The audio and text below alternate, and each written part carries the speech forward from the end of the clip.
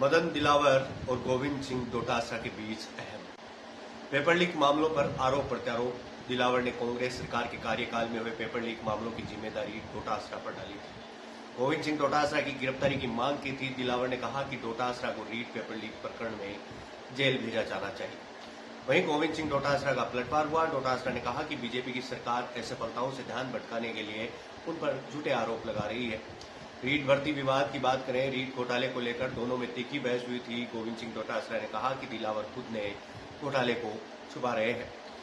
शिक्षा के भगवाकरण का आरोप। डोटासरा ने एनसीईआरटी में बदलाव और शिक्षा के भगवाकरण पर दिलावर को घेरा। हिंदुत्व की राजनीति। डोटासरा ने दिलावर पर शिक्षा, धर्म आदि के आरोप लगाए। ई पाठ्यक्रम।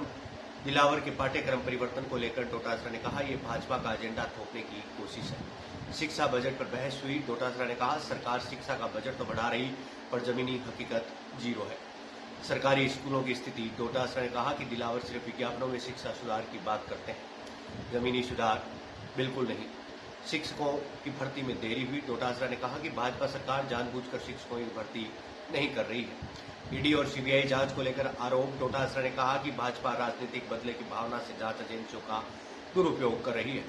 गौरव पथ और स्कूलों के उद्घाटन पर क्रेडिट वार। डोटासरा ने कहा कि उनके कार्यकाल की योजनाओं का श्रेय भारतीय जनता पार्टी ले रही है। बयानबाजी की भाषा पर विवाद। दोनों नेता एक दूसरे पर अमर्यादित भाषा प्रयोग करने का आरोप लगाते रहे हैं।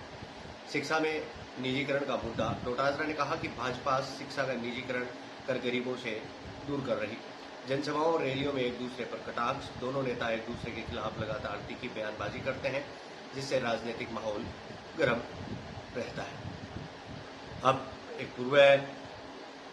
पूर्व शिक्षा मंत्री रहे हैं, एक वर्तमान में शिक्षा मंत्री हैं और उनका लक्ष्मणगढ़ आने का दौरा शायद इन बातों को हवा देता है।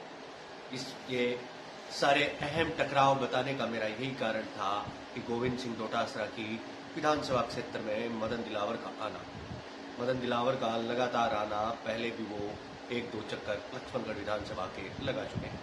ये विचार करने योग्य बात है। अभी मैं चलता हूँ, मिलते हैं एक नए वीडियो में। तब तक के लिए आप बने रहिएगा दैवम बाट के साथ।